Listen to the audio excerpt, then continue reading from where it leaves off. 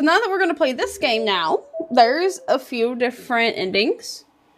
This one actually shows you the endings, though. So we can revive with death, revive with Scarlet, revive alone, bad ending, and then bad ending, 2. Can I load? Oh, I didn't save any, did I? Oh, I did. Okay.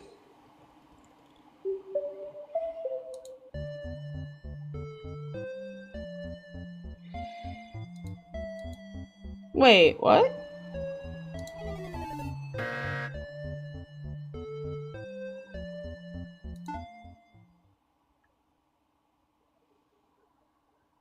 Is there... Do I have to play completely from the end?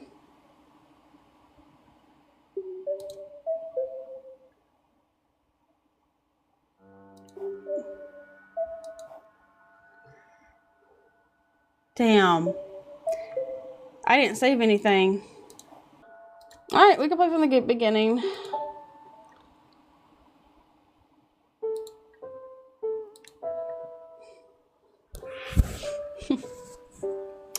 Alright, the hospital was empty, quiet and brighter than usual, like waking up on a snow day.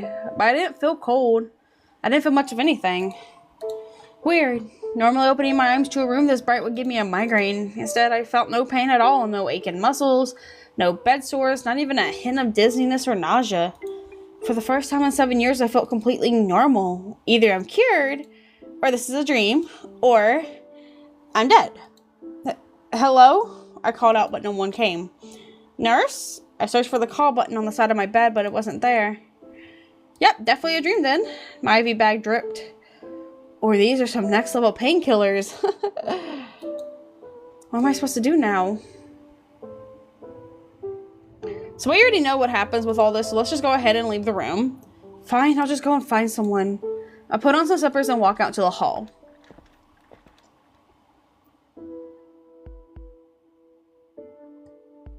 Much to my dismay, there didn't seem to be anyone here either. Something was definitely wrong. Even in the dead of night, you'd see a nurse or two scurrying these halls. Or at the very least, a janitor, but it's broad daylight and there's absolutely no one.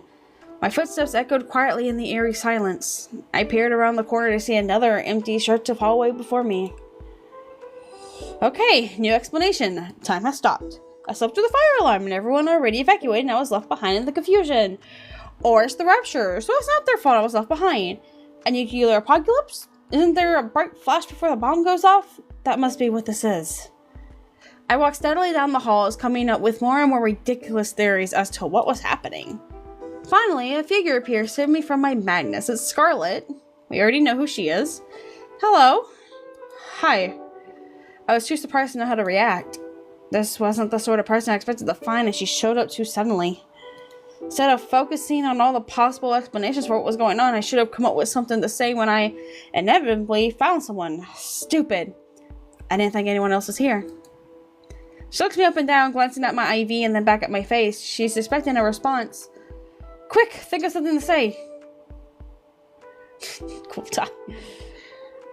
Let's just fuck around. Cool tie. That's a cool tie? Thanks. Are you feeling okay? I couldn't help but notice you're on an IV. Well, I'm in the hospital for a reason. Her smile falls. Sorry for being a depressing person, lady. Wait, so can I... So... Let's actually save right here.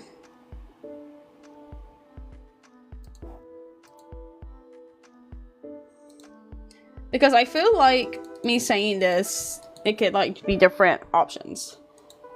Her smile falls. Sorry for being a depressing person, lady.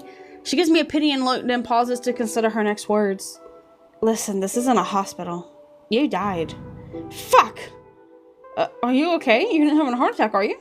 No, I was just really hoping you weren't going to say that. Ah, right. Of course. Why would it matter if I was having a heart attack now? I'm apparently dead. I mean, I assumed as much. I just didn't want to face it. How could I have died so unceremoniously? Unless it's just I don't remember the gruesome details. I guess I should be thankful for that at least. Still, to die in my sleep at the ripe age of 22, it's not how I expected my life to come to an end. The doctors never told me I had however many weeks left to live. It feels so out of nowhere. Did I really die? I'm breathing right now. Out of necessity or habit. The woman clears her throat. I'm sorry. It took me some time to process my own death too. You're also done? I've been here for about 3 months now, give or take. I wonder how she died, but it's probably rude to ask a stranger something like that. It's not that I just want to spill my life story either. So, what's your story, kid? She asked without hesitation. I'm not a kid, I'm 22. Really? But you look so young. Being hospitalized stunted my growth, I guess. Why are we talking about this? I died. Who cares what I look like? Wow, only 4 years younger than me. Finally, someone I can relate to a little better. So, I just realized, if she's only 4 years younger, that means that Scarlett's 26. She's my age, because I'm 25. So, okay. My life is pretty far from the average 22-year-old's experience. It's hard to imagine I would be relatable to her in the slightest. What are you hospitalized for? It's not cancer, is it? She's so unbelievably rude. No, it's hard to explain. Was it terminal? I continue to be astounded by this woman's complete lack of tact. Can we talk about something else? Sorry. I'm asking because I wanted to discern what your goal might be. My goal? I'm dead. Surely there's no reason left to pursue any kind of goals. To my surprise, she laughs. This might be some kind of afterlife, but that doesn't mean we should give up on living. My name is Scarlett. I'm going to get my second shot at life, even if it kills me. Moving words for someone who's already dead. What about you? Do you want to go back? Do I want to go back?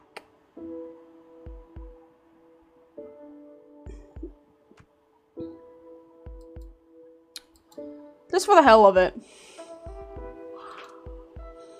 Go back to where? Go back to where? When? To where I left off?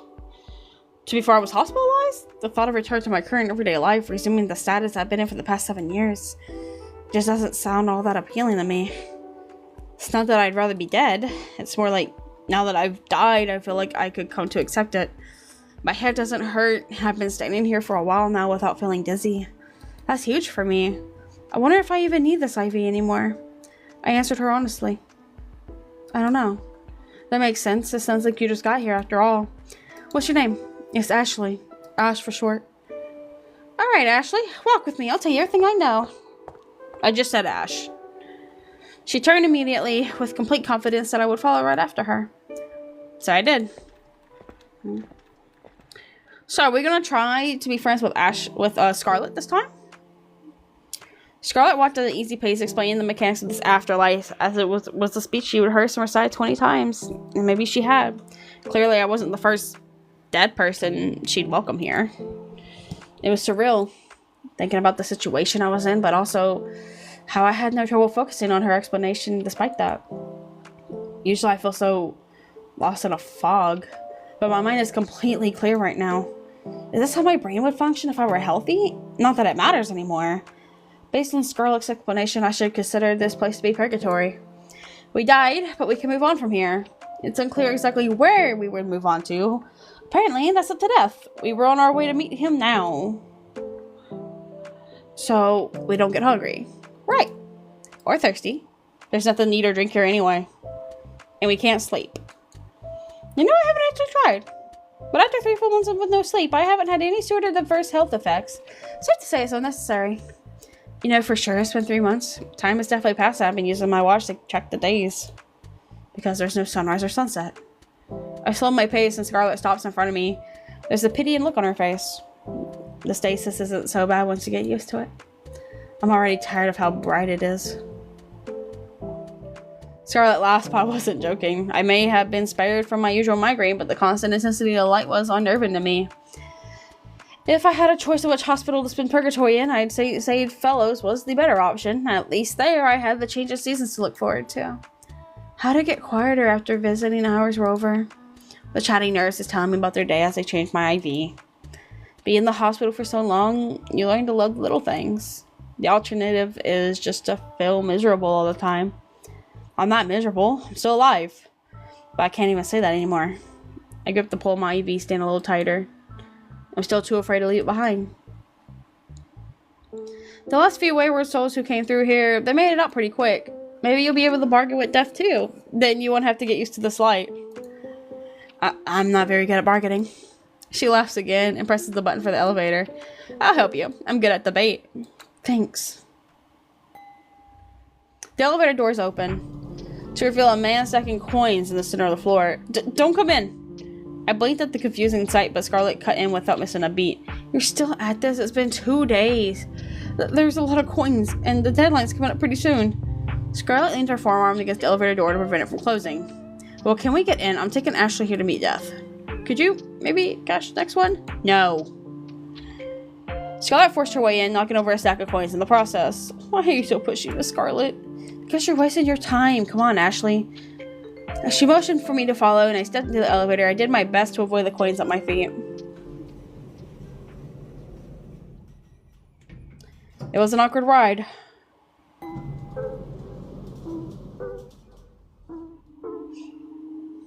When we reached the basement, Scarlet went on ahead. The man moved to shield his coin stacks from her reckless stride, but it turned out to be unnecessary. Her intent seemed more focused on escorting me to wherever Death was, I guess. To the side of the elevator door was another pile of coins. Upon closer inspection, they looked to be some type of play currency. At least, I'm not aware of any coins with a skull on them. The balloons, maybe? Judging by the cartoony design, it seemed to be something used for a board game rather than by pirates. Curious, and not particularly in any rush to meet Death, I stopped to talk to the man. Why are you stacking coins, mister? Clayton. And you're Ashley, right? I prefer Ash. Clayton picks up a small stack of coins and transports them into the larger pile beside the elevator. His process is oh my god, I can't say this fucking word. And efficient. I can tell he really has been at this for 2 days. Oh, hello! Welcome. It's my trial, so I can revive. He shuffles back into the elevator to pick up the next stack of coins. Trial? Scarlet, clearly tired of waiting, returns to my side. Death told him he had 3 days to bring coins from the top floor to the basement. If he reaches a certain amount, his soul will be released.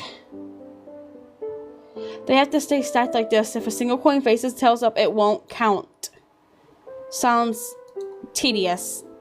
No, I don't mind. It's good exercise. He goes back for the next round of coins. Leave him, Ashley. He's done hundreds of these trials. Death isn't going to let him pass this time either.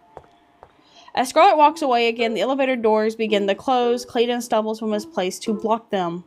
The stack of coins he's holding wobbles dangerously, but he quickly steadies them and continues to work as if nothing had happened. I feel sorry for him. Alright, so this is where we're going to start seeing the different parts. So, we're going to follow Scarlet this time. Not wanting to be left behind, I back away from Clayton and leave him to his trial. Scarlet turns back to me, tapping her foot as I catch up. She's grinning. You know, the reason I volunteered the bargain with Death for you is because I don't want to see you end up like Clayton. In other words, she took pity on me. I really wish I'd had a mentor when I first got here. Maybe things would have gone more smoothly. But thanks for your help, Miss Scarlet. My bond with Scarlet increased. You don't need to call me Miss Ashley. We're equals here. That's funny. I don't feel like I'm being treated as equal at all. Still, I can't help smiling back. If she wants to take me under her wing, that's a net positive for me, isn't it? Scarlet motions for me to follow again, and I obey. Best not to overthink it. I steel myself as she escorts me further down the hall, toward Death.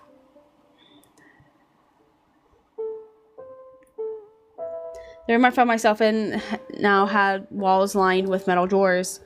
I know these drawers. They're for storing human bodies. You pull the door open and a panel slides up with a corpse on it. I've seen it on TV. This is the basement of the hospital, where they take patients who succumb to their illness or injuries. And Scarlet took me here. I'm really dead. I fucking died. No matter how many times I say it in my head, it doesn't sink in.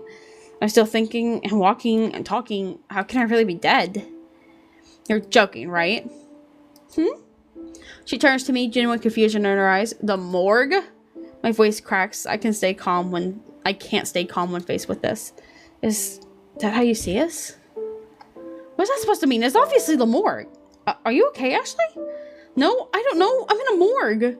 The fear is so physical, but my heart isn't beating faster at all. Is it still beating? When did it stop? It's not beating anymore, is it? Scarlet, I don't want to die. I don't want to be dead. I feel the same, which is why we need to bargain with Death. I try to calm my breathing. She's right. This is what we came here for. Sorry. Don't worry. It's a normal reaction. I feel like an idiot for freaking out. I was told a long time ago that I died young, but it still always felt so far away. Imagining myself being slid into one of those cold metal drawers to be forgotten by everyone I'd never ever known. But everyone already forgot about me, didn't I? That's how I felt before. No visitors in over a year. I might as well not exist to them. It's more convenient if I don't exist. How would they feel when they hear the news? Relieved? I don't want to think about it. How did you die? I asked the question point blank. She prior to my life before, so this is just a bit of payback, I guess. I don't remember the specifics. I woke up here 3 months ago. Clayton was focused on his trials, and Death refused to talk to me. There have been a few others, but they haven't stuck around long. I'm not sure how any of them got out, or if they were able to revive at all. She talks quickly in another speech that feels rehearsed. She must have relayed the story a number of times by now. I've searched the building for clues, but the computers don't boot up, and everything in the filing cabinet is completely blank. All I know is that Death is in charge and seems to have some control over who can leave via the trials, which means bargaining with them might really be my only way out. If there is a way out of here. You're sure we can bargain with them? Well, don't expect results that way, right away. They don't like the recently living. Great. Guess I'll have to figure out a way to get on Death's good side. Where is Death anyway? I thought they'd be lurking around in here. They usually are. I took a look around now that the shock of being in a morgue has worn off a little. On the opposite side of the room is a large pile of coins that have been meticulously stacked. Clayton's work, I guess. What's the point of this? A show of dedication? Repaying his sins, maybe? You'd have plenty of time to reflect on your life if you spent 2 whole days doing this. Or maybe you'd be so focused that you didn't think at all. Wondering these things to myself isn't going to answer any questions. I turn to Scarlet. What else has Clayton had to do for his trials? Oh, I stopped caring. So meaningless anyways. Blunt as always. The trials are a waste of time, Ashley. Death always finds a way to claim you've lost. You're calling me unfair? Behind us stood a hooded figure with an oversized scythe. This is definitely Death. You came out of nowhere. Don't do things like that. You're going to give Ashley a heart attack. Not possible. It certainly feels possible. They really startled me. Just then, Clayton came stumbling into the room with a stack of coins in hand. Oh, everyone's here. We have business with Death. Could you try not to disturb us? But my trial. Is this not enough coins? It's insanity. He places a stack of coins in the pile, then scurries out of the room. Have some self-respect. What's your business with me, Scarlet? They ask flatly, their sigh muffled by the skull mask covering their face. That is a mask, right? The gloves they're wearing look like the kind I've worn for Halloween as a kid. Ashley wants to revive. You're going to release her soul from this place. She speaks for me and I let her. There's no way I could talk like that to Death myself. Am I? Cletus sneaks back into the room with another stack of coins and quietly adds them to his pile. Yes, you are. Look at her. She's on an IV for God's sakes. So if she revives, she could die anyway. Gee, thanks for the reminder. That's besides the point. Seems relevant to me. Why should I bother? Because maybe a near-death experience is what she needed in order to be miraculously healed. She could go on to live a full life. That's kind of a weird argument to make. I'm certainly not expecting any miracles. She's young. Does she look like she belongs here? Cleaning's coins clatter in the background. To me, she looks like someone who would rather rely on a stranger than face her problems herself. We're not strangers. We did just meet. Scarlet gently puts a hand on my shoulder. Let me do the talking, Ashley. Bruh. Ousted from the debate over my own soul, I retreat to the opposite side of the room. This isn't going well. Death probably thinks I'm pathetic now, like how Scarlet feels about Clayton. Pathetic little worm doing whatever they're told, relying on the strength of others, pitiable and weak. That's us. He glances at me, then hurriedly returns stacking his coins, but before he can leave the room again, Death blocks his way. Time's up, Donnie. Donnie? That's kind of cute. Please stop calling me that. Only my mom calls me Donnie. Scarlet strides over to us, indignant. Excuse me, our conversation was not all over. Schedule's full, babe. Come back with a better argument tomorrow. I'm busy.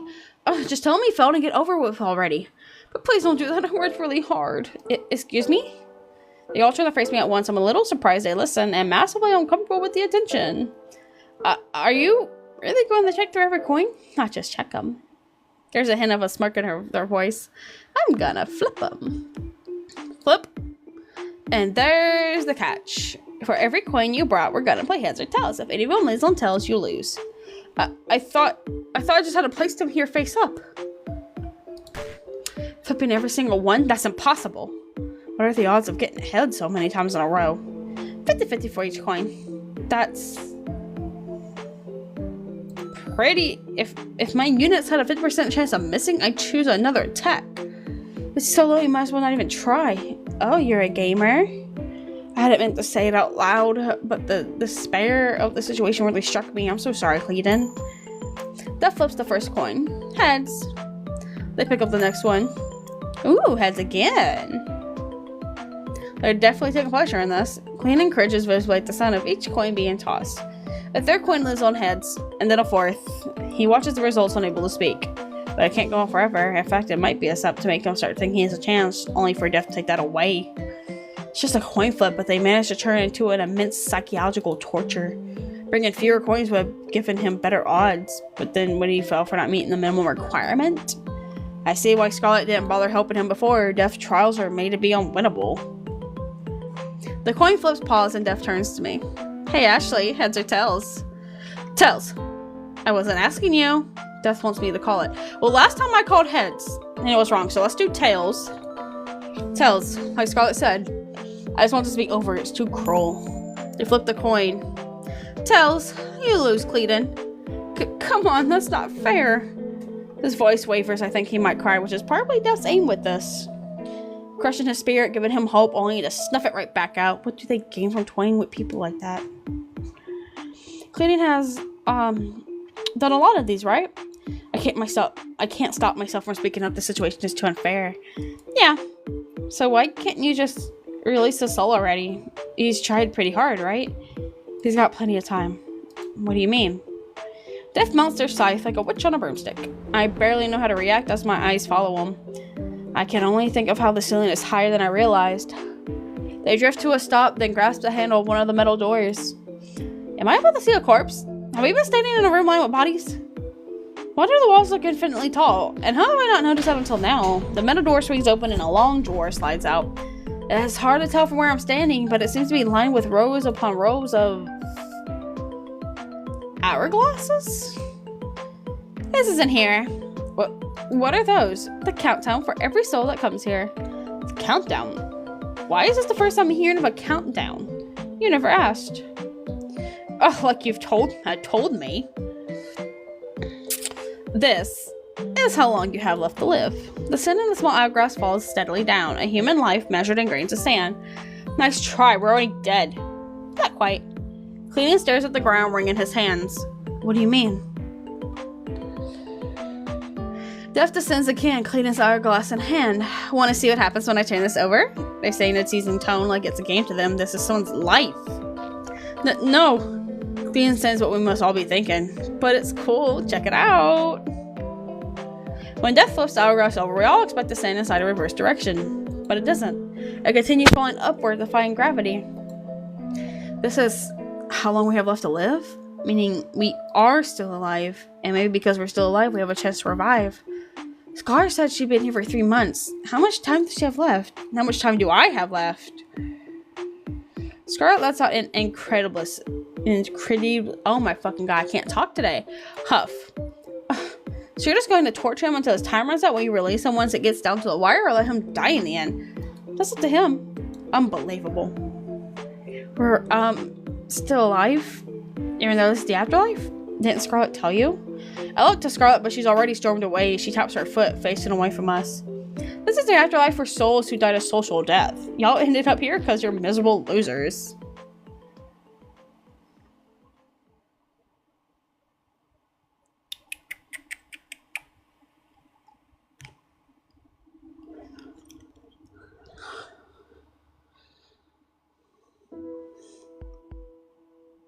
Scarlet brought me back up to the floor where we first met. In her hands was an hourglass, one Death had given to her when she asked for it. She eyes it suspiciously. Didn't she tell you? That's what Death said. Scarlet could have told me we aren't really dead. She's apparently known all along. Why does she give me the wrong impression? No, she specifically told me that I died. That's not a lie by omission, but it's just a straight up lie, isn't it? What else is she not telling me? Based on her reaction, I can tell she didn't know about the hourglasses. But what about everything else she told me before? Was any of it true? I slowed my pace. We need to talk about this. Hey, Scarlet. She finally looks up from her eyeglass and directly into my eyes. You told me that we died, but according to death, that isn't really true. You, knew that it was a social death, didn't you? Why didn't you tell me sooner? Because I don't trust them. I don't trust anything Death says implicitly. Their trials for insistence, I've never once seen anyone pass them. But others made it out before, right? Maybe they passed their trials without you noticing. I've yet to confirm that. They just seem to disappear after a while. You think Death is lying to us? I know that I'm dead, Ashley. She suddenly seems very intense. I'm taken aback by the coldness in her voice. How are you so sure? Because I was murdered. Scarlet glances down the empty hallway, then steps into one of the rooms. Does she want me to go in after her?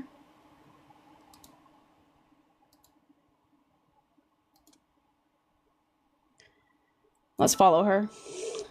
I've come this far with Scarlet. I won't back down now.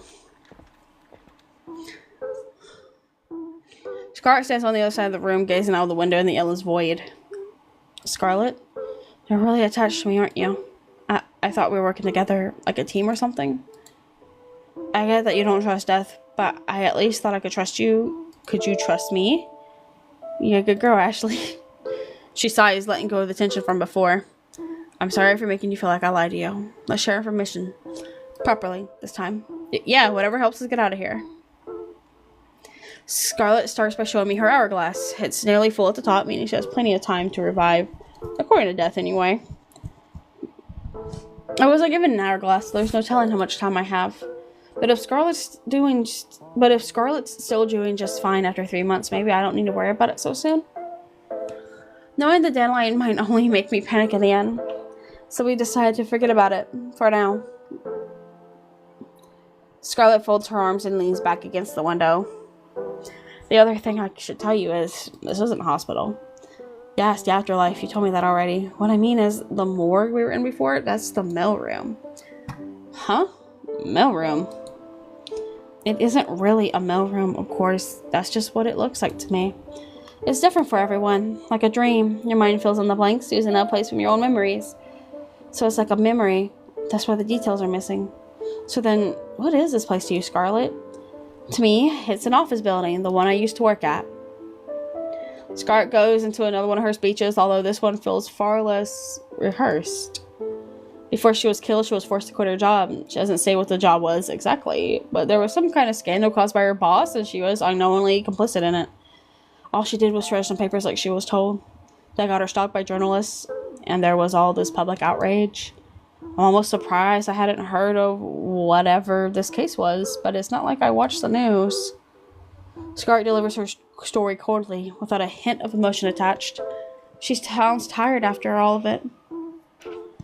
I don't want to push her with more questions, but I don't get this at all. So then, if your boss was the bad guy here, why are they coming after you instead? God knows, Ashley. If I call it misogyny, they'll accuse me of dodging culpability. None of my friends want anything to do with me, and they didn't want the trouble. Some won't even believe those articles. I was getting harassed on the street. I could barely leave my apartment. A social death, meaning all of her relationships were destroyed. What about your family? My mother passed away when I was young, and I haven't spoken to my father since I was a teenager. We never got along. I might as well not have a family. Maybe it's better that way. They would have become targets because of me. Because of you? Weren't you only in that situation because of your boss? It's unfair, isn't it? I ignore the rumors about them. We even used to get along. But it turns out he's just another shitty, abusive white man in a long line of shitty, abusive white men. Hating him is easy. It's boring. Me, on the other hand, I'm a traitor to my entire gender. I'm despicable. A traitor? But what? This all sounds so extreme. It's because I'm the one who destroyed the evidence. It doesn't matter that I didn't know what was on those papers. Everyone believes that I must have known. If I had just taken the time to look through them, if I hadn't been so buried in work, I could have realized what they were. That fucking bastard. I'm just the last in the line of women whose lives he ruined. Scarlet sighs again, much heavier this time. It's still so painful to think about. You think after a few months away from it all, you could laugh about it. How could anyone laugh about any of that? It led you getting killed, didn't it? Something like that. Huh? Her mother must have been related to this, right? I thought that's why she was telling me. Anyway, I'd rather not dwell on it. When I revive, I'll be starting completely over. Starting over like a whole new life. That's the plan. There's no salvaging my old life. I'm dead. But it doesn't have to be the end of Scarlet. Or maybe I could take my name to Rouge or something. Let's do this one this time. Last time we did this, you should keep Scarlet. Rouge sounds nice. Rouge. I like that. Want to change it right away? What? And have me explain myself to everyone? No thanks. I don't think anyone would make a big deal out of it. All that aside, let's stay focused on where we are now. Right. Finding a way to revive. I think our next step is to try to get more information out of the others. They're probably more willing to talk to you than me, so I think you better be the one to do it. Sure. Yeah. That makes sense. Scarlet needs my help. She's relying on me for this. Just make sure to take everything Death says with a grain of salt. Cleaning too. Honestly, that man is beyond help. I'll let you know when I find out. Thanks, Ashley. I promise we're gonna make it out of here together. Yeah, we can do it. As I leave the room, I can't help but feel giddy with pride. I'm gonna be useful to Scarlet. We're a real team now. I hurried down the hall toward the elevator, my IV bag swinging along behind me as I walked. When I reached the elevator, I pressed the button to close the doors behind me.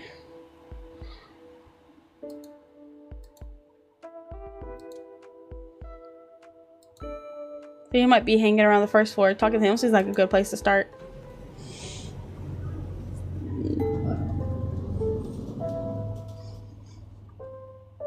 Find Clayton in the lobby. He's turning his hourglass over in his hands, the sand still steadily flowing in one direction.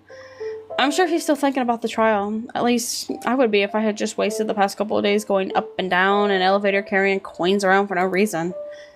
Now I know I made the right decision, leaving him to it before. My help would have only made it worse.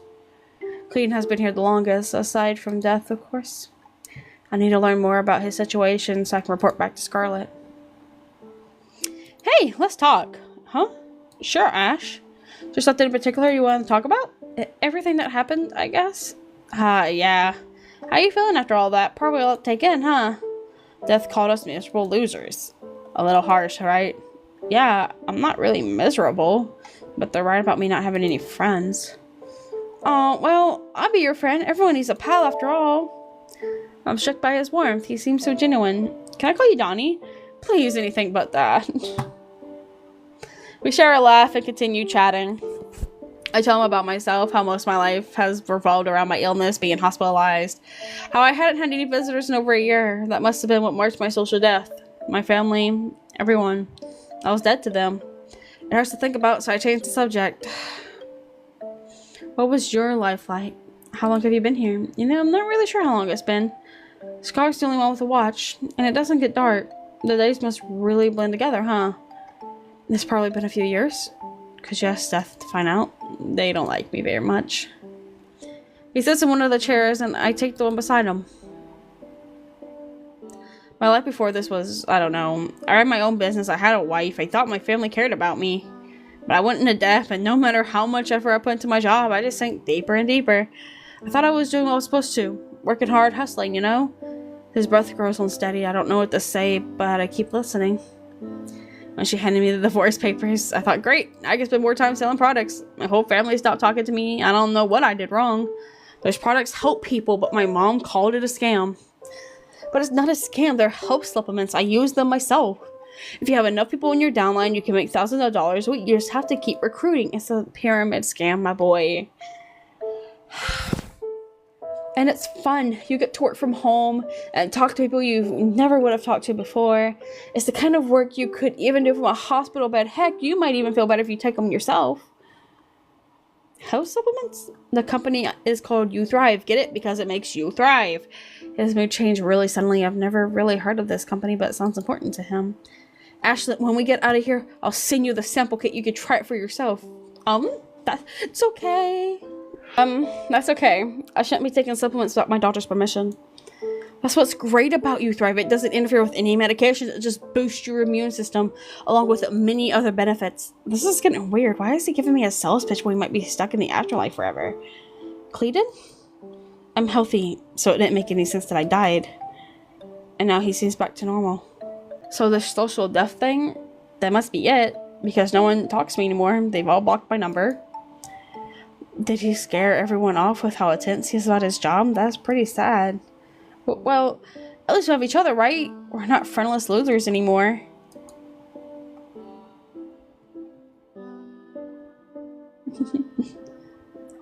Cleaton smiles at me, then takes his hourglass from his pocket. He stares down at it with a great sadness in his eyes. I don't have the heart to tell him that Death's probably lying about the hourglass stuff. I'm not sure it'd make any difference. In the years he spent here doing Death's impossible trials, that must have taken its toll on him. Beneath this friendly exterior is a man on the verge of breaking. I pat his back, not knowing what else to do. If he was to revive, would he be able to make new friends? Would I? Well, at least I have Scarlet now. Hey, good luck on the next trial. I'm sure you'll pass one eventually. Cleaton? Right. Yeah. He slips his hourglass back in his pocket. Thank you. I'll do my best to pass the next trial. Good. I found a lot about Cleaton's backstory. Doesn't sound like he remembers dying, but it's possible he could have passed it in his sleep. Like what probably happened to me. Scarlet could be right about the hourglass stuff being made up. I never even got mine. But I guess I could go see about that next.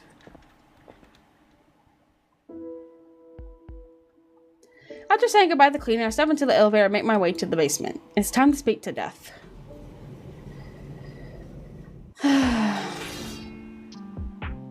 When the elevator doors open, Death's slice drops in through the small gap like a guillotine. The blade sticks in the floor, it's at a couple inches deep. It takes me a moment to register what happened. Thank God I wasn't standing right there. Once the door is fully open, they jostle the handle and swing their weapon back over their shoulder casually. I've been expecting you. To kill me? Nah. Wanna hang out? You're not gonna swing your scythe at me anymore, right? Don't be such a baby. Follow me. Like I have a choice.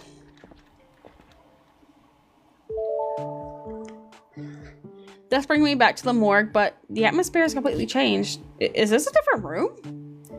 It's my room. How'd you take it out so fast? This place looks extremely lived in. From the half-eaten bags of snacks on the floor to the controllers scattered near the beanbag chair. Magic. Don't worry about it. Right. I should know better than to ask, considering I've also seen them fly. The big screen TV catches my attention. There's a tantalizing lineup of all the latest game consoles below it. Are we gonna play video games or something? I'm getting all excited now. The only games I had in the hospital were my favorite childhood handheld. Death strides over to the controllers on the floor and picks one of them up. We're gonna play GTA 5. GTA?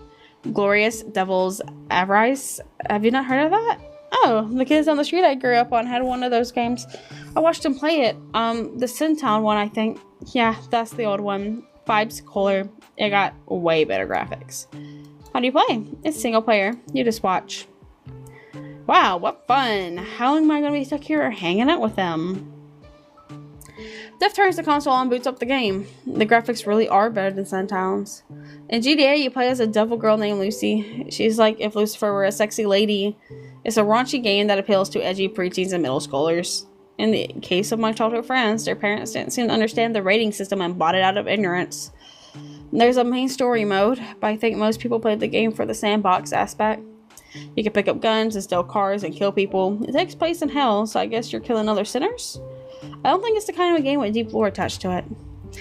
Death loads a save and shows me their character. Lucy's dressed in cargo pants and a bikini top with a huge rifle on her back. She looks absolutely ridiculous, but the over-the-top aesthetics of the game is kind of the selling point. Oh, check this out, they say, equipped in a huge rocket launcher. They fired at a gas station, then walked toward the camera in slow motion for dramatic effect. The explosions in this game were so realistic. Actually, I've never seen an explosion in real life, so maybe they're not. They look more real than the ones from the previous game anyway. I comment on how cool it was while Death cackles away, stealing a fast-looking car and invading Hell's police force. They're having a great time. Wait, what's even happening here? I need to get information for Scarlet. Hey, Death, can you pause? Why? Because it's hard to have a conversation over all the gunfire and explosions than yell. I'd rather not. Boring. Death pauses the game and leans towards me. So you're like Scarlet's lackey now, or what? Scarlet's my friend. Saying out loud makes me feel good inside. It's nice to have a friend, even if we're in the afterlife. Damn, well, I guess it's too late for you, Dan. Too late? For what? You don't care about GDA and you're happy being someone's puppet. We'll never get along. I'm not a puppet. Why'd you come here, Ash? You dragged me here. You came down on the elevator to talk to me, right? You never gave me my hourglass. You don't have one. I don't? I'm on pausing now.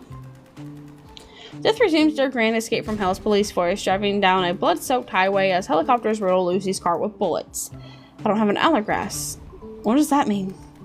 I guess if it was something they made up just to put pressure on Scarlet and Clayton, it makes sense that they wouldn't care to give you one.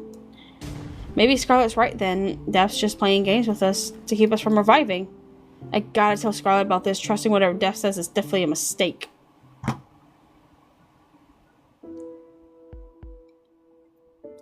I knew it. Scarlet paces back and forth across the room. So the hourglasses are a distraction, just like the bogus trials. We can't trust anything Death says. Who knows if they have the power to revive any of us at all? That was probably a lie too. But they can fly and stuff. They definitely have some powers. Right, and you said they changed the room with magic, but we already know the appearance of this building is based on illusions. Are they really deaf? Like the literal grim actual Ripper? I thought so I'm beginning to doubt that too. They're wearing a Halloween costume, for God's sake. They're supposed to be our only way out of here, unless even the possibility of reviving was a lie. Well, it doesn't do us any good to believe that. Let's think about the things we know for sure. I'm not sure I know anything for sure. I don't even know if I'm really dead. Well, I know I am, so we're going to start from there at least. Everyone who's been able to leave this place so far, I thought it was because they passed their trials. But I didn't actually see anyone pass anything. I only heard about it from Clayton after the fact.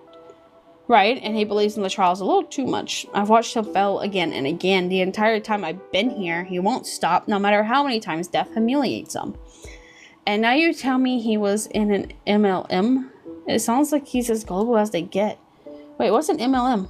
A multi-level marketing scheme. It's a business model that preys on desperate people, wreaking havoc on their finances while the owner of the company... The TV in the corner room suddenly switches on. The screen is bright white. Testing, testing. 1, 2, 3. Calling all losers. I thought of some trials for y'all. Come downstairs to get started. The TV switches off as abruptly as it turns on. Scarlet and I exchange looks. Should we? Look on those if we don't go to them. Might as well get it over with.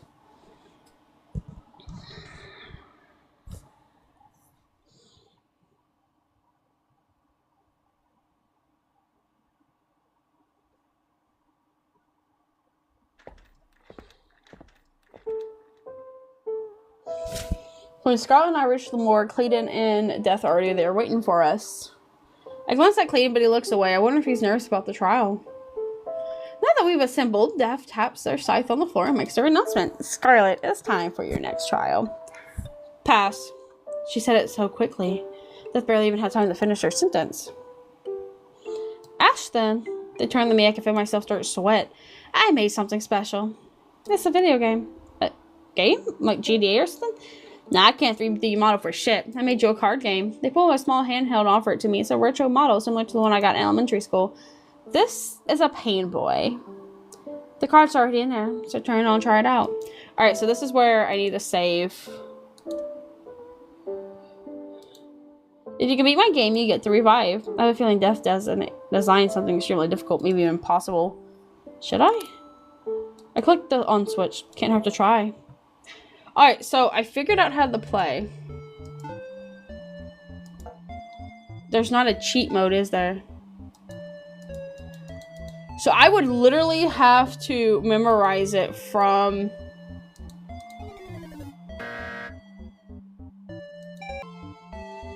Yeah, so it's basically impossible to do it on here, but I could always cheat in at the home screen and... I shut the game off in defeat. Actually, do I just want to cheat real quick? I just want to say something. So I pulled up a thing that apparently has the cards labeled.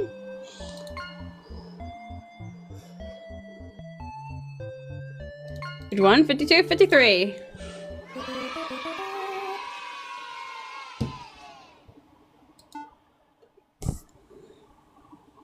had to cheat. There's no way I was ever gonna remember. So I have been so absorbed in the game I haven't noticed the scenery change around me. Scarlet and Cleveland must have left a while ago. Well, whatever. Death's still here, so I speak up to share my accomplishment. Hey, I won! No way. Death grabs the Pain Boy out of my hands to check the screen. What? No way! They pull their mask up. We stare at each other in disbelief. I bled over different things.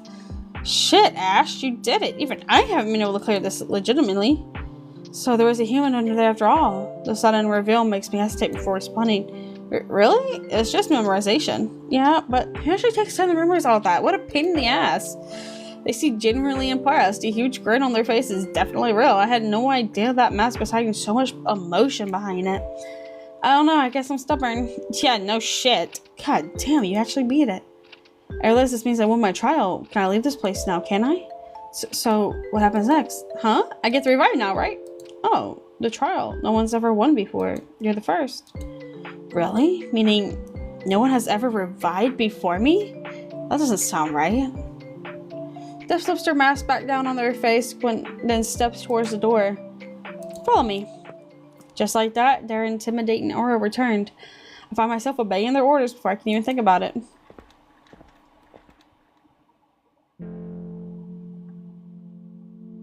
There are two ways out of this place. Death speaks matter-of-factly, in a tone that makes me wonder if I had only imagined seeing their burst of emotion a minute ago. Through the front door, or through the elevator? The elevator? I worry about they're about to force me to climb the elevator shaft. I've never managed to climb the rope in gym class. The elevator is the only place I can't see inside, so I don't know how people do it, but I've seen them go in, but they don't come out. Up or down, doesn't matter. Up or down. Like, to heaven or hell? This conversation is only making me worry more. Death pulls up their mask again to look me in the eye. Once you're in there, I'm sure you'll figure it out. Your true gamer, Ash. Okay. If I ever make it out of here myself, let's hang out again. GG. Mad respect. They give me a pat on the back, ushering me into the elevator alone. The doors close behind me.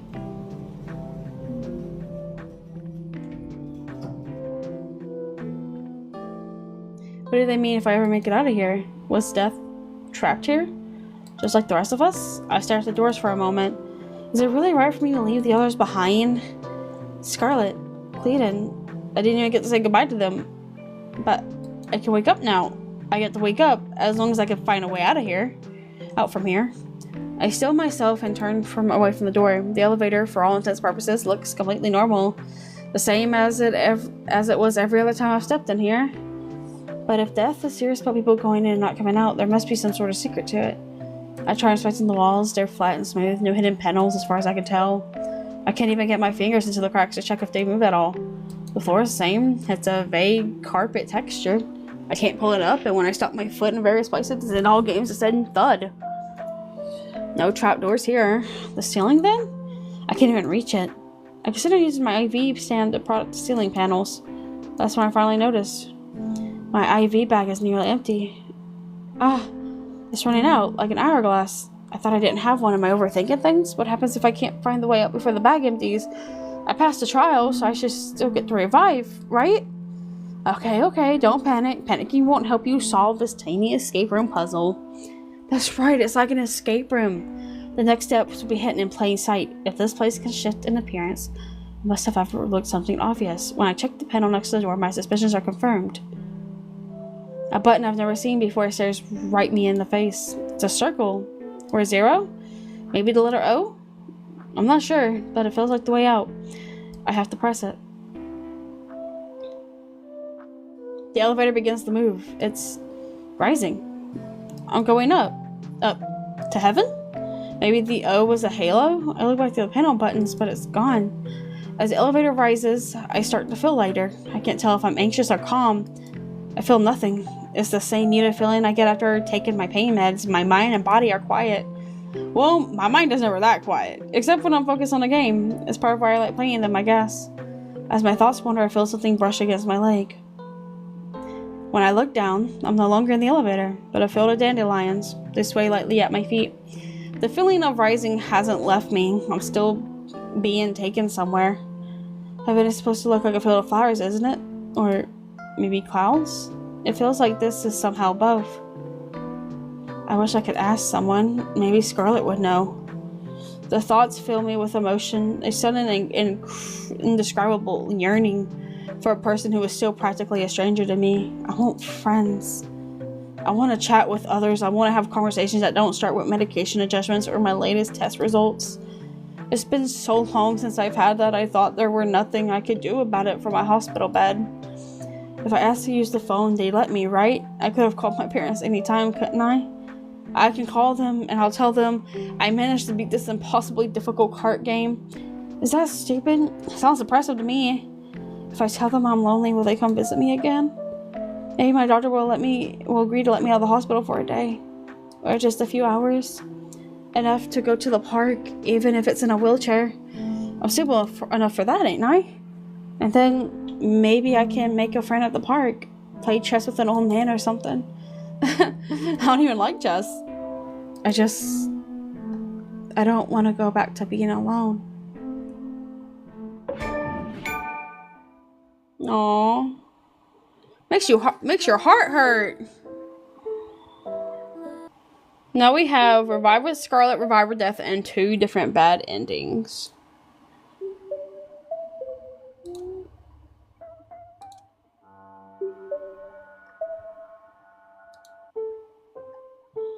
So if I were to come here, so right before when I do the game, I'm gonna refuse. You probably made it so I can't win, so I'll pass. Atta girl, Ashley.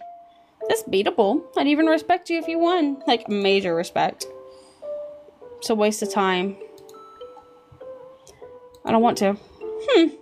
That gets tempted with video games. Whatever, noob.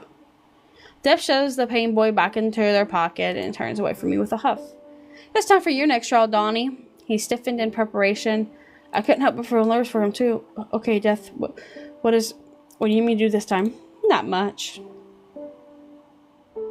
Death ascends higher over our heads, just like they did before. They open a different door this time. When they pull up, the table appears to be empty. This game is simple. They descend back down towards us with a hint of darkness in their voice. It's called Say When. Before I knew it, my feet leave the ground. I barely have time to rush through what's going on before my body hits cold metal. My IV bag hits my chest and I scramble to catch it. When did it get taken off the hook? Wham! Slam. Darkness. The blinding white I had only just gotten used to was replaced with an oppressive black that turned my confusion into adjacent fear. I'm stunned, terrified to move an inch. All I can do is breathe when my mind searches for an explanation.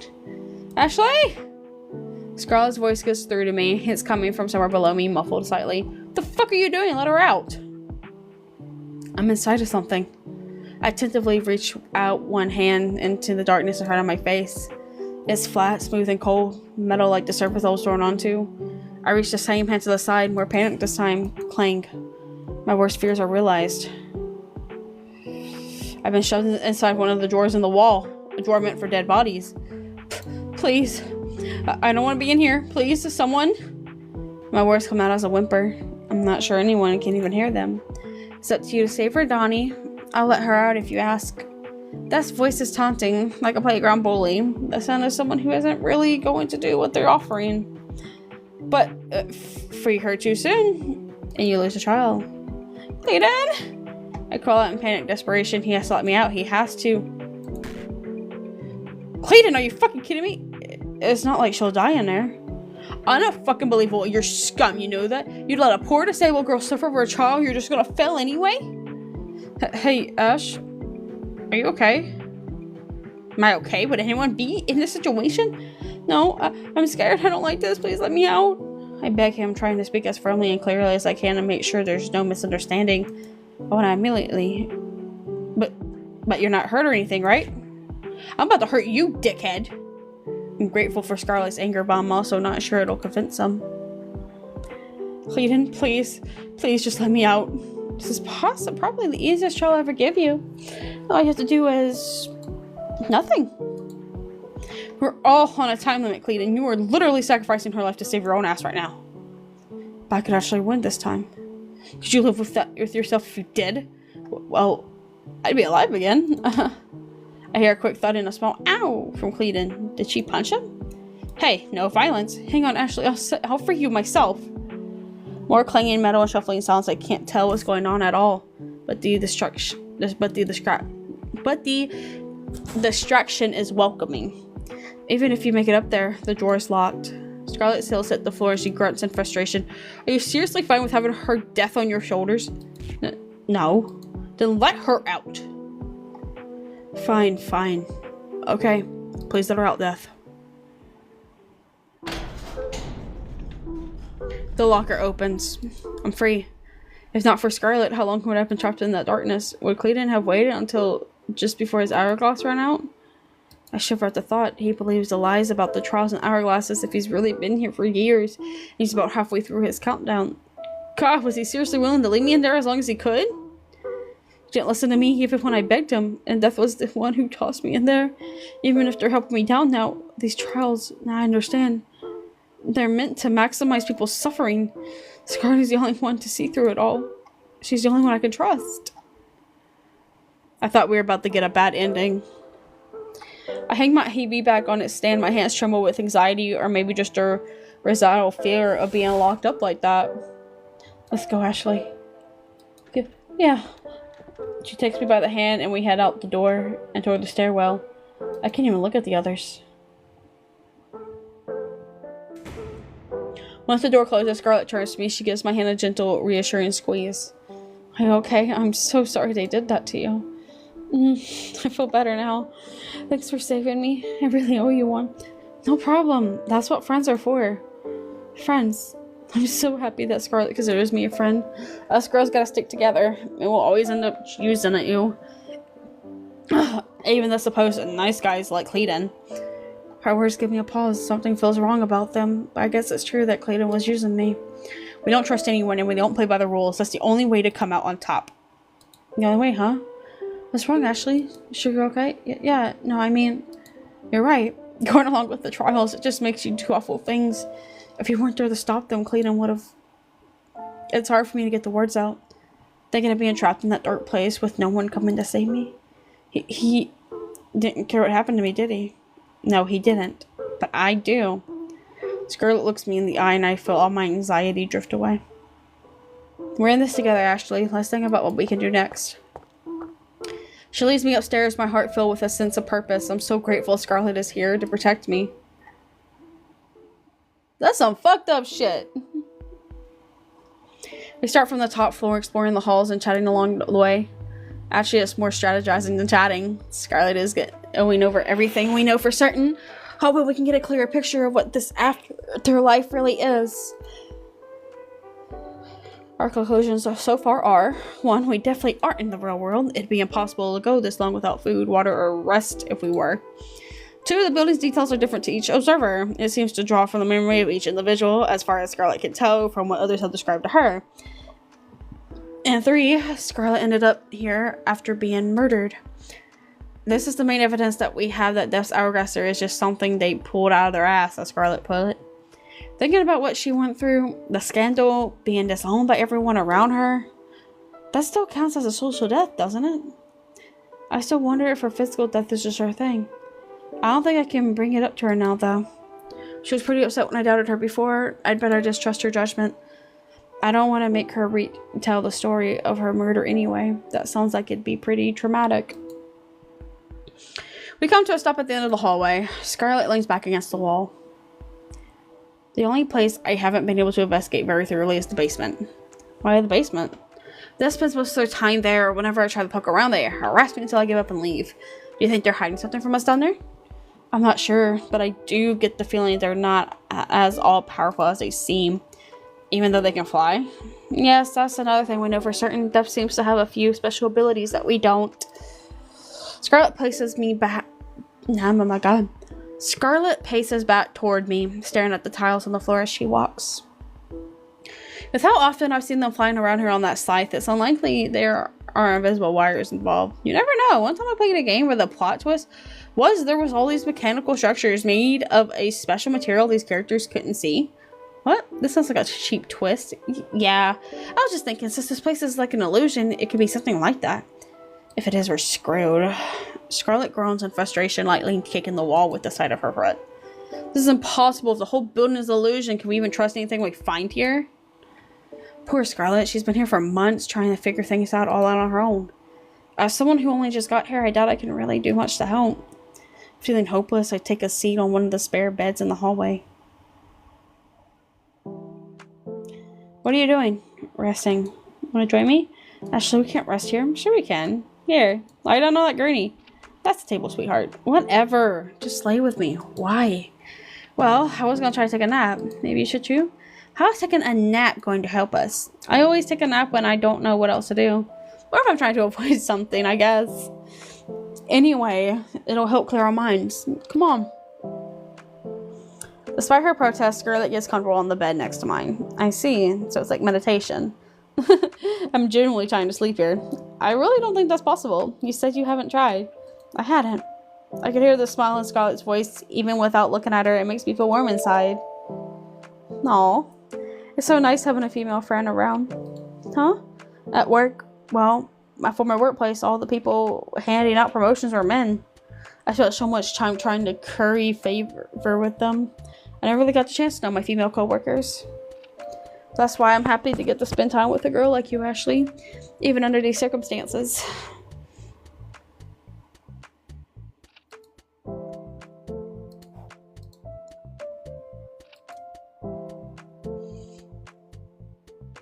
I'm not much of a girl, or...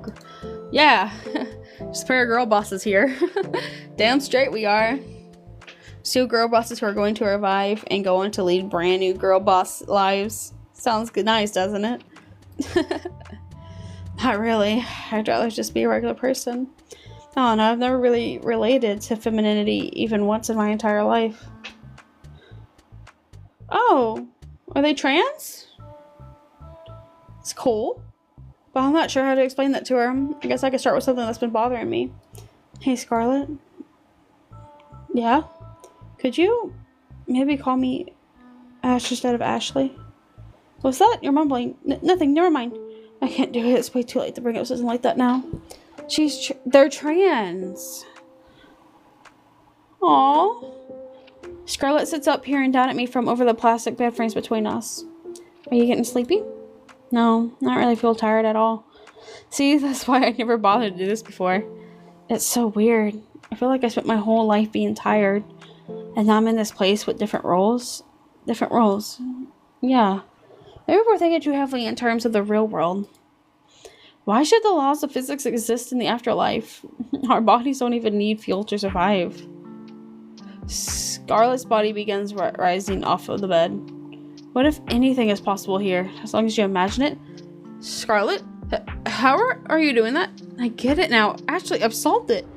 None of this is real. It was only our preconceptions holding us back. Scarlet drifts around the hall effortlessly, flying about exactly as I've seen Death do. This must be something any of us could do. Come on, try it. Okay. I do my best to imagine my body rising off the bed like Scarlet's, but I still feel as heavy as ever. It's just like lucid dreaming. Why didn't I figure that out sooner? Dreaming, huh? I did think this might be a dream when I woke up here, but I've never flown in my dreams before. Yeah, there's no way I can imagine this body of mine being so agile and weightless. My shoulders slumping the feet. I can't do it, Scarlet. That's alright. We won't be trapped here for much longer. Now that Death and I are evenly matched, I'm going to confront him. Scarlet giggles as she dashes to the other side of the hall, shooting through the air like a falcon. I scamper to my feet, lug in my IV, stand along with me. I can barely manage a jog. Wow. Scarlet pulls me into the elevator with her, and we arrive at the basement floor in no time. What does she mean by confront Death? Evenly matched. They ain't gonna fight, are they? I want to revive, but it'd be the best to do that peacefully. Scarlet probably feels the same, right? She's like a battle of wits kind of lady.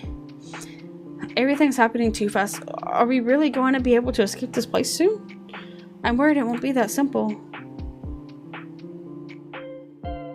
As we enter the morgue, a glint of metal passes over Scarlet's head. Before I know it, she's thrown herself out of the way, and Death is picking their scythe up off the floor where they stood. Oh my god, I'm mumbling like a motherfucker. I knew you were coming for me. I've got eyes and ears all over this place. That's fine. I'm used to being surveillanced. Scarlet shrugs it off with a confident laugh. How can she be so calm about this? Death seems surprised too. When Scarlet takes a step forward, they take 2 steps back. Are you afraid that I came here to hurt you? Death keeps their scythe raised, letting out a small growl in response. Scarlet takes another step towards them. I just came to talk. There's no need for violence. Back off.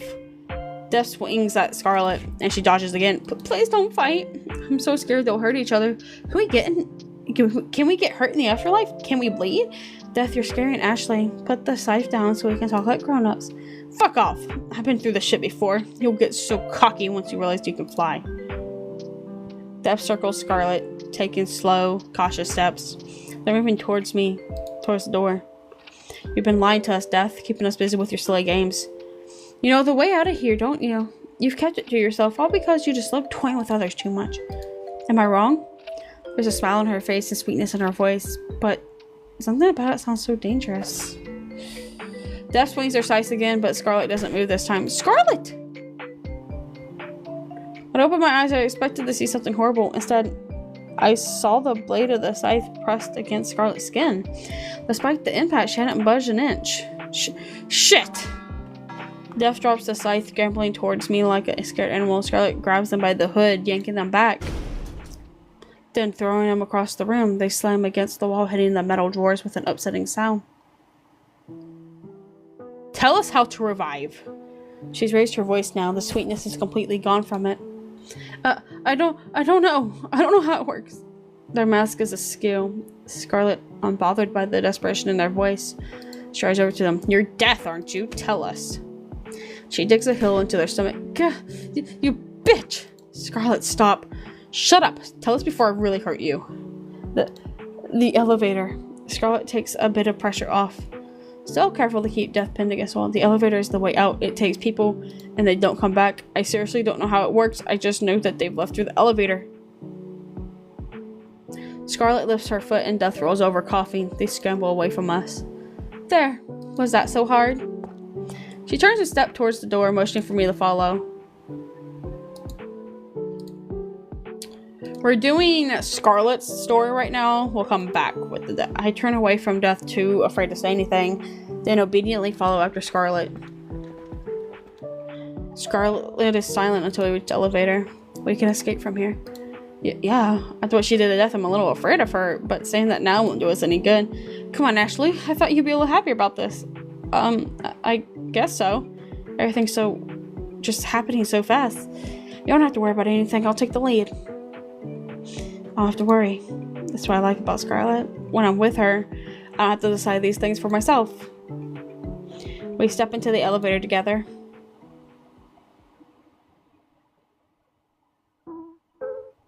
This is the way out. The question is, how exactly do we escape from here? Is there a hidden compartment? We're not supposed to climb up the elevator shaft, are we? Scarlet could fly, but there's no way I could manage it on my own, unless she carried me. Seems a little silly. I'm not about to ask her to do that. We studied the walls, ceiling, the floor, and elevator. But we're not able to find any secret panels or switches. It's just the same set of buttons that take you to the same set of floors. Same as every other time we've used the elevator. If Death doesn't know how this escape route works, how are we supposed to figure it out? Maybe you have to press the buttons in a certain order? Yeah. I rarely remember playing a game with that kind of puzzle. Let's try the top floor first.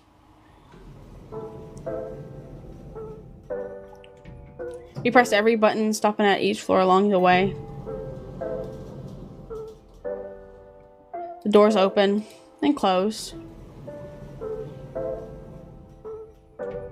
But nothing special happens. Before long, we end up back at the basement level. Hey, assholes! Death calls out from us from a safe distance across the hall. There's something I forgot to tell you. What is it? I asked politely before Scarlet could snap back at them. The elevator exit only works for people who've redeemed themselves. You can't leave if you're a bad person. Scarlet stomps one foot forward as if she's going to give chase, causing Death to bolt toward the stairway. Once they're gone, she sighs, relaxing her stance. They're making shit up again. Let's keep trying. Okay, Scarlet. I nod passively, unsure of what else I could do in this situation. We spent a long time exhausting every idea we can think of to crack the elevator's code. Try as we might, no combination of buttons leads us the way out. Scarlet kicks the wall hard, letting out a grunt of frustration. The elevator sways lightly on impact.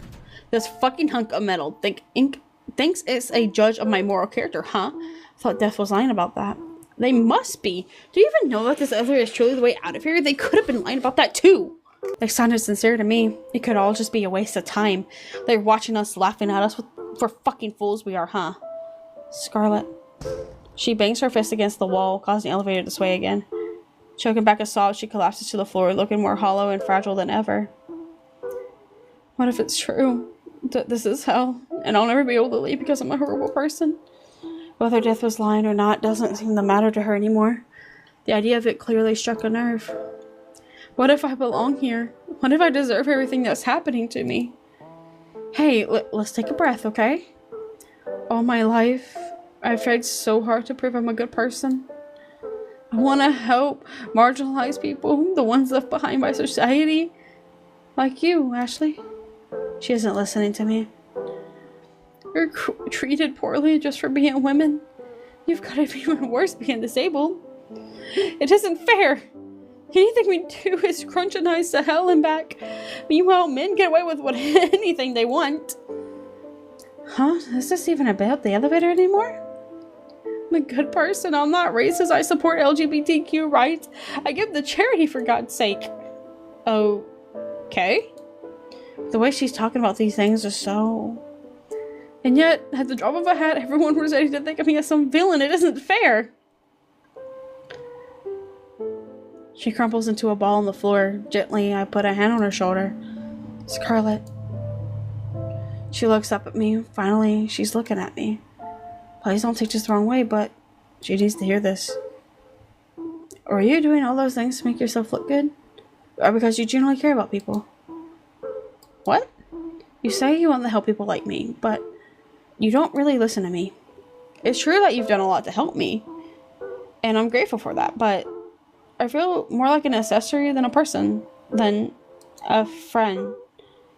Like, when have you even asked about me in my life, aside from my illness? Do you even know anything about me? You like video games?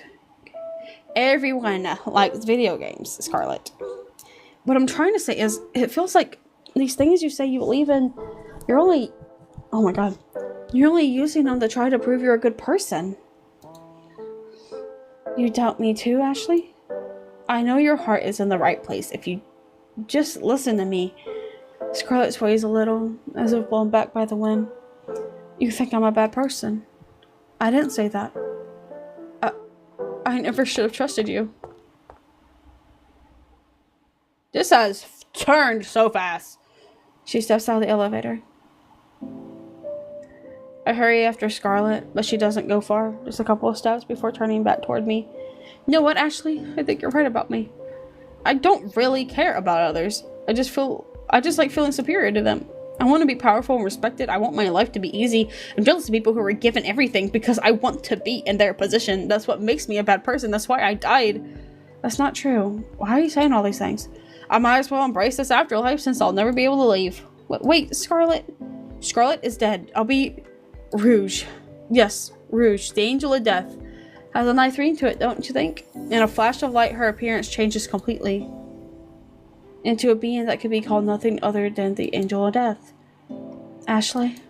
What? What happened to you? I'm certain the elevator will work for you.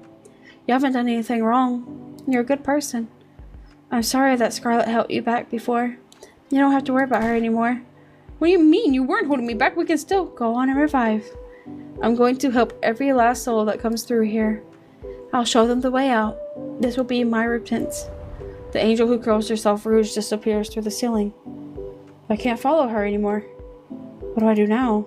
I stand in the empty hallway at a complete loss. I did this to her. She changed into this because of what I said. We were supposed to revive together. The elevator. I wonder if I really am a good person after all that. I step back into the elevator and check the panel buttons by the door. To my surprise, there's a new one. A circle is printed on its surface. Is that really it? I could escape here and now. We're gonna press the button. The elevator begins to move. It's rising. I'm going up. Up to heaven? So I'm considered a good person after all. You're kidding me. Maybe the O was a halo. I look back at the panel of buttons, but it's gone. As the elevator rises, I start to feel lighter. Is it really okay? Leaving without hesitation like this? I mean, Rouge told me to go ahead and revive. I just can't believe it actually seems like it's working. I didn't even say goodbye to Death or Clayton. This feels wrong.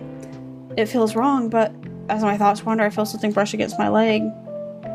When I look down, I'm no longer in the elevator, but a field of dandelions. They sway lightly at my feet. The feeling of rising hasn't left me. I'm still being taken somewhere. Heaven is supposed to look like a field of flowers, isn't it? Or maybe clouds? It feels like this is somehow both. I wish I could ask someone, if only Rouge were here to see this. The thought fills me with emotion, a sudden and indescribable yearning for a person who was still practically a stranger to me. I want friends. I want to chat with others. I want to have conversations that don't start with medication adjustments or my latest test results.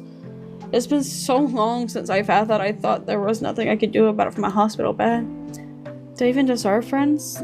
I just abandoned the only one I made in years. But what choice did I really have? Would it really have been better to risk being trapped in the afterlife forever? I just have to do better from now on. I can start small. Baby steps. Maybe my doctor will agree to let me out of the hospital for a day. Or just a few hours. Enough to go to the park, even if it's in a wheelchair. I'm stable enough for that, aren't I? And then maybe I can make a friend at the park. Play chess with the old man or something. I don't even like chess. I don't want to go back to being alone.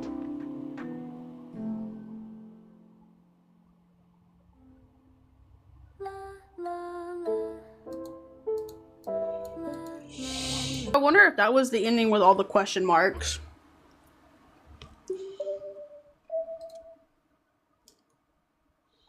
It was. So there's more than just 6 endings then. So there's another one that's just straight up leave Scarlet behind. So there's like 8 endings then.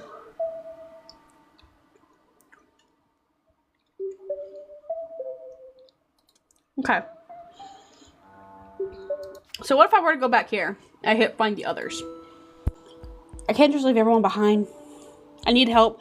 Scarlet abandoned herself because of what I said. I'll look for Clayton first. Maybe he'll be able to restore her hope. I'll walk out the elevator into the lobby. It doesn't take me long to spot Clayton. He's staring absentmindedly out of the large window near the entrance. When I call out to him, he's surprised to see me. I quickly catch up to his own situation, telling him how Scarlet had attained special powers, attacked Death, and became the Angel of Death Rouge. It occurs to me that I explained it all, how unbelievable the story is. But he doesn't question me for a second. He listens intently as I go over the details. I can't bring myself to tell him about the elevator, though. Much to my relief, he seems more concerned about Rouge and questioning me about this escape route. When I finish my story, Clayton scratches his chin, considering what to say. Ash, I've been reflecting over what happened in the last trial. I want to make it up to you. Huh? It's okay. That trial is the last thing on my mind right now. What's important is helping Scarlet get back to her former self. I'm serious. I didn't consider how you felt. I was only thinking about myself. But I have plenty of time left in my hourglass. I just have to keep working hard. Speaking of time, is your IV bag going to be okay? I noticed the food's getting pretty low. Huh? He's right. Why hadn't I noticed sooner? Let's not worry about that right now. It's just a distraction. Maybe I can just imagine it's full and it'll fill back up. Like how Scarlet was able to fly and change in the Rouge. Are you sure? You gotta help yourself before you can help others. He always say. I've still got a while. We can just focus on getting Scarlet back to normal. Right. If you found a way out, why shouldn't we all leave together? But is Death really going to allow that? We haven't won any trials. Do whatever you want. To our surprise, Death walks up behind us. They're moving toward the entrance. There's only room for one Death around here, so I'm out. Huh? Wait, you really leaving? Yep. I said it was nice knowing ya, but meh, it was whatever. Bye. Clayton and I watch in stunned silence as Death walks out the front door and into the blank white void. They can't just do that, can they? I feel bad for them. You do? Clayton hadn't seen what happened, how Scarlet pinned them down and yelled at them before. After oh my god. After asserting her superiority like that, it's no wonder Death feels like there's no place for them here.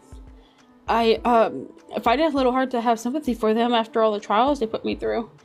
Yeah, I know they've been pretty awful to you. I was just thinking. This is supposed to be Death's domain, right? It's like Rouge just kicking them out of their home. Oh, yeah. When you put it that way, it is a little sad. I need to set things right. Will you come with me to talk to her? She might listen to you. I actually doubt that she will, but I'll do what I can. As soon as we entered the elevator, I checked for the mysterious circle button I saw before, but it's gone. Does that mean Clayton's a bad person? So, what for, Ash? No, he apologized to me. I can't start thinking of it like that. Besides, Scarlet's not a bad person either. There has to be some other explanation for how this thing works. I think probably the top floor. I'm not sure exactly. I pressed the button and tried not to worry about what all of this could mean. After searching the upper floors, we're unable to find Rouge anywhere. I definitely saw her face through the ceiling. I imagine she must be above us somewhere. Clayton suggests taking the rooftop, and I follow him to the stairwell. When we reach the top, he opens the door. Oh my god, my neck. Rouge is there waiting for us. Her dress bellows lightly, even in the absence of wind. Ashley, you're still here. I didn't want to leave you guys behind. Oh? Including Clayton. Yeah. How ironic that your goodwill would be the very thing keeping you tied to this place. Clayton steps forward to speak. Miss Rouge? Death is gone now, so there aren't any more trials. Yes, I saw them go. Good for you, Clayton. You don't have to spend your remaining years humiliating yourself. Remaining years? Right. I guess you're in charge now. Ash said you wanted to lead souls to the revival? That's right. Every soul. Except for your own. Yes, because my own soul isn't worth saving. Well, we're here to save it. Yeah, come back to us, Miss Scarlet. Rouge drifts away from us farther into the sky. I see what you're doing, Ashley. You brought Clayton here as the very first soul for me to save. It's a tough case, but I accept. You're the one we're trying to save. Please listen to me. You'd rather stay here as my disciple, showing the light to lost souls through me. Because if you told him the way out yourself, he would leave you behind without a second thought. Clayton fidgets beside me. Would he really have left? Hey, Ash, what is this way out exactly? We're all gonna leave together, I promise. Rose drifts through the air back toward Clayton. Clayton, what Death was doing with those trials they gave you, it may not have been senseless torture after all. It wasn't. It sure felt like it sometimes. They may have been trying to reform you, to mold you into a person capable of leaving this place. That was the true purpose of the trials, though I disagree with their methods. Is that right?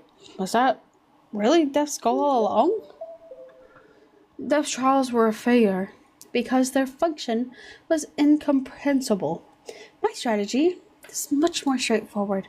What strategy is that? Prove to me that you're a good person. Huh? Tell me why you deserve to revive. Go on now. Clayton stands there, speechless, desperately searching for any evidence to give her. I can't do that. My ex-wife, she knew better than anyone. I'm not a good person. That's why she left. The man collapses to his knees, sobbing. Chartreuse, I need to tell her I'm sorry. Sorry for everything. What kind of man am I? I have to see her again just one more time. That's the only reason I want to revive. Please give me a chance. The elevator doesn't work for bad people, Clayton. It only works for good people. The elevator? Yes, that's what the previous Death told me. But you can find the way out through there, as long as you're a good person. None of us are good people. That's why we're stuck here. Despite her harsh words, Clayton's eyes shimmer with hope. The elevator. Behind us, the exit reveals itself. The elevator doors that definitely weren't there before.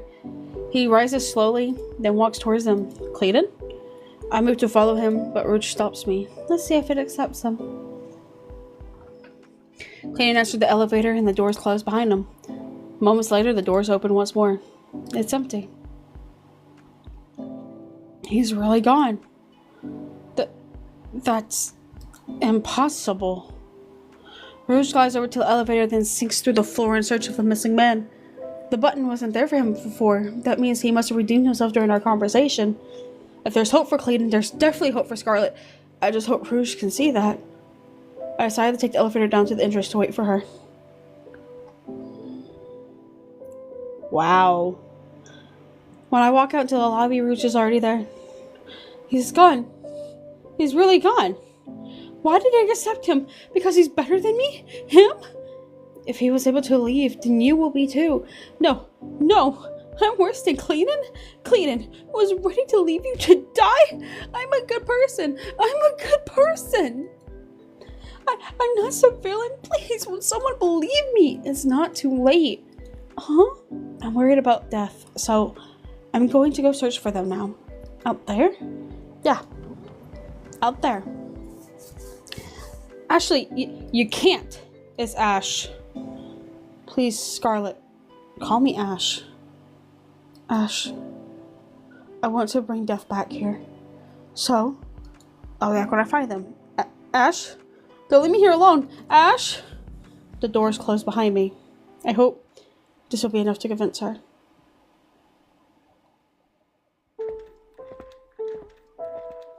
I walked for a while straight out from the entrance and toward the horizon.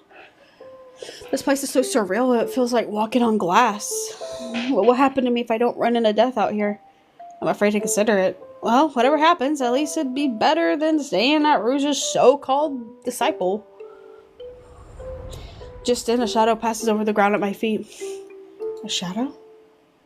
Rouge touches down her wings, somehow glowing against the bright white void. Ash, let me help. It's my fault they left, so I'll take it from here. I can see further from the air. Scarlet, thank you. She nods, then lifts off again. Let's go back inside. Wait for us in the lobby, okay? Good luck! She flashes a smile before speeding off into the horizon. She's so cool.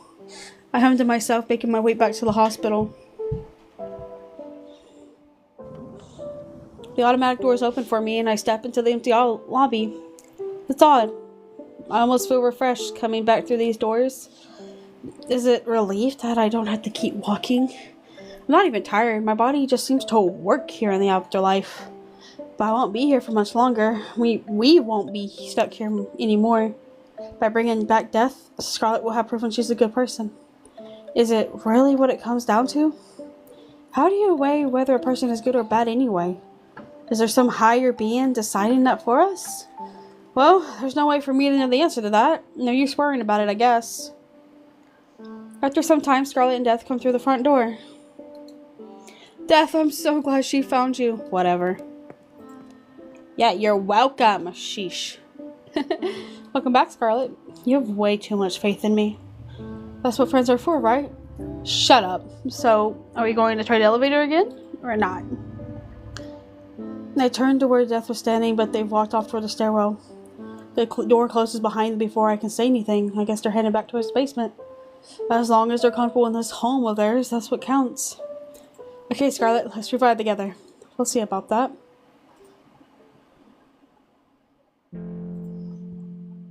I step back into the elevator and check the panel by the door. That O button is back again. Come on in. I can't. What if it still thinks I'm a bad person?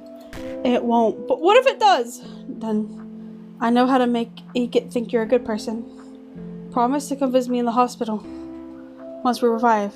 Sure. Okay. Scarlet steps into the elevator with her eyes shut tightly. Well, the button's still there. That's it? We can revive now? We just have to press it, I think. Wait. What now? Which hospital did you say you're staying in? I want to make sure I can find you. St. Fellows. Okay. St. Fellows. I know where that is. Press the button, Ash. No, you go ahead. You've got seniority and all. Fine. I'll press it then. It's rising. That'd be funny if it just took us back to the roof. No, it wouldn't. I'd seriously never recover. I was just kidding. Well, I'm not laughing. She says it with a smile on her face. I'm gonna miss being with Scarlet. Wait. I'll miss her. We'll see each other again, won't we? She promised. What am I so scared about all of a sudden? You'll really come visit me? Of course, Ash. It's not like I expect you to come and visit me. Oh, right. We're silent for a moment. My vision blurs, and when I refocus, the floor beneath my feet has changed. Instead of an elevator, we're standing in a field of dandelions. Hey, there's something I should tell you. Is she seeing this too? What is it, Scarlet? When I said I was murdered, it's certainly how I feel about what happened, but it isn't the whole truth. Huh? Scarlet takes a deep breath and exhales slowly, shakily. I tried to kill myself. I'm sorry. I just couldn't bring myself to say it before. I should have just been honest. No, it's okay. I'm sorry you went through that. Scarlet cries silently beside me. I don't know what to say. Everyone in my life was telling me I was this horrible, evil person. And so I started to believe them. Maybe I really had done something unforgivable. Maybe I didn't deserve to live. I felt so much grief over the women who were hurt by that bastard. I was so angry with myself for missing the signs. Being unable to help them really hurt. And knowing that I didn't have the right to feel pain over it as the one who had done wrong, it was crushing. That night, I never felt more alone. I thought no one would ever understand me. That I could never be trusted again. Not even by myself. Ash, you shouldn't have trusted me either. I take Scarlet's hand in mine. Of course I trust you, because, look, we got to revive together. That's all because I had you looking out for me. You're a good person, Scarlet. You don't need a stupid elevator to tell you that. There'll be lots of things to look forward to now that I can't feel her beside me anymore. Scarlet? It's too bright to see anything. Did my words reach her? It's alright either way. Because we promised we'd see each other again. Right, Scarlet? Aww. That's a cute ending. Oh, she's added. I love that. Alright. So now we have Revive with Scarlet, Revive with Cleet, and then we have 2 of the Revive Alones. So what if we were to actually just check on Death instead of following Scarlet? Okay. Death seems hurt. This isn't right. Are you okay? Fuck you. Don't pretend like you care about me now. I didn't know she was gonna do any of that. I'm sorry. Ashley? The 2 of us flinch at Scarlet's voice. She's waiting for me in the hallway. Whatever. Get out here before she comes back. I give a hesitant nod before scurrying out the door.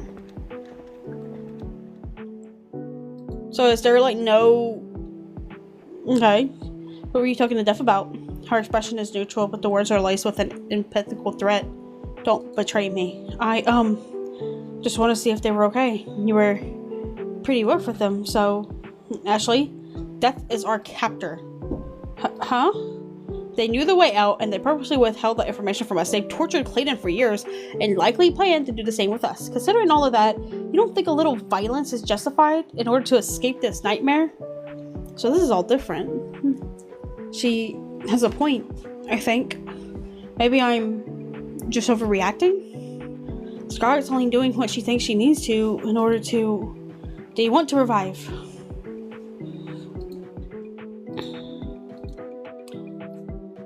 Yes, I do.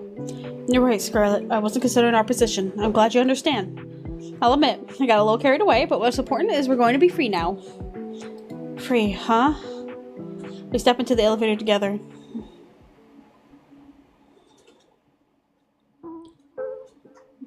This is the way out. The question is, how exactly do we escape from here? Is there a hidden compartment? We're not supposed to climb up the elevator shaft, are we? Scarlet could fly. But there's no way I can manage it on my own unless she carried me. So is this all the same?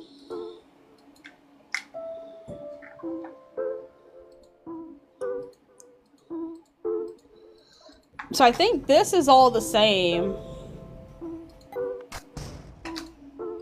Oh. Okay, so that's all the same. So that really doesn't do anything.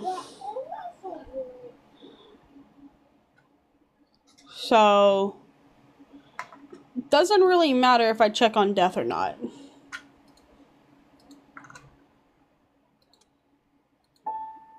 Does she do anything different when I tell her I'm trans? I'm, not really that girly. What? Sure you are. Yeah, those big feminine eyes. If you grew your hair out, you'd look so pretty. But I like my hair short. Oh, sorry, I didn't mean to imply you aren't pretty enough as is. Women are always getting judged by their appearance. I'm not trying to do that to you, I swear. I just think it's a shame that some girls feel like they can't embrace their femininity, you know? I don't know. I've never related to femininity even once in my entire life. But I'm not sure how to explain that to her. I guess I could start with something that's been bothering me. Hey, Scarlett? Yeah? Could you maybe call me Ash instead of Ashley? Was that your mumbling? Nothing, never mind. So, nothing changes, it's just the dialogue. Yeah. Well, I think we did good so far, though. So we've got 4... I know it says 3 out of 6, but we have 4 out of 8 endings, because there's actually 8 endings. Not 6, because if you... Yeah. So I think we did good. We got 3 of the endings, and this run through. So, I think we did good. So, thank you all for watching. Thank you for following me, to the ones who did. Thank you for commenting and liking. I appreciate it. And I'll try and stream, hopefully, tomorrow. We'll try. Bye. Thank you.